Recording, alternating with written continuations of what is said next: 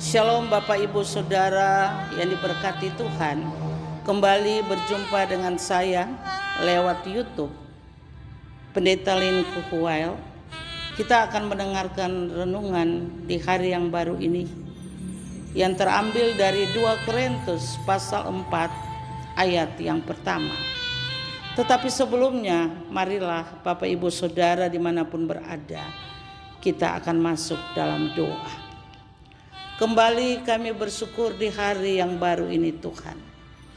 Tuhan boleh memberikan kami napas hidup baru, kekuatan dan kesehatan. Kami akan membaca sedikit daripada firman Tuhan. Urapi dan berkati kami. Pimpinlah kami Tuhan dengan kuasa Roh-Mu yang kudus. Terpujilah Tuhan Yesus. Amin. Bapak Ibu Saudara, kita akan membaca dari 2 Korintus pasal 4 ayat yang pertama. Demikian firman Tuhan. Oleh kemurahan Allah kami telah menerima pelayanan ini.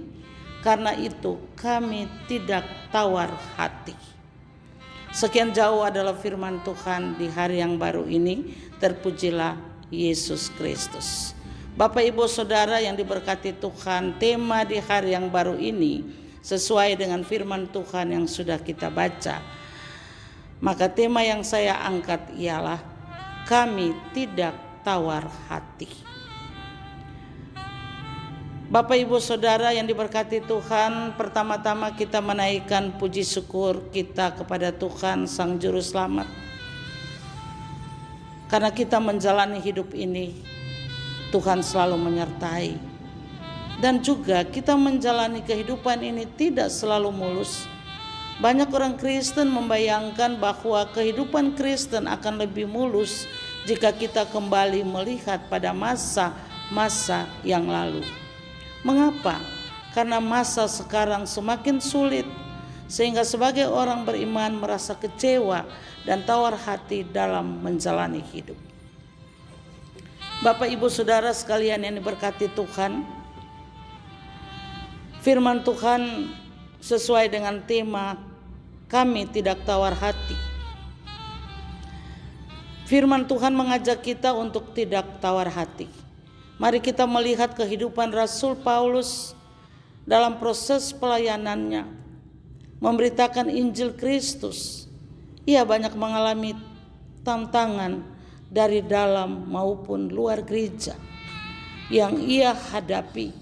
Rasul Paulus ia ditindas, dianiaya sampai dipenjarakan. Tetapi ia tetap dengan prinsipnya bahwa Kristus Yesus sebagai Tuhan dan ia sebagai hambanya. Ia tidak tawar hati dalam menghadapi tantangan itu. Bagaimana dengan kita menjalani hidup yang penuh tantangan? Kita menghadapi persoalan, penderitaan. Rasul Paulus katakan bahwa hanya kemurahan Allah saja ia bisa menjalani hidup apapun tantangannya.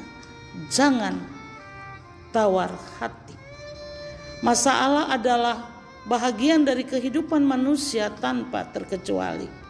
Kita tidak bisa menghindar dari masalah. Justru kita harus menghadapinya. Mungkin kita berpikir bahwa mengikut Tuhan Yesus bebas dari masalah.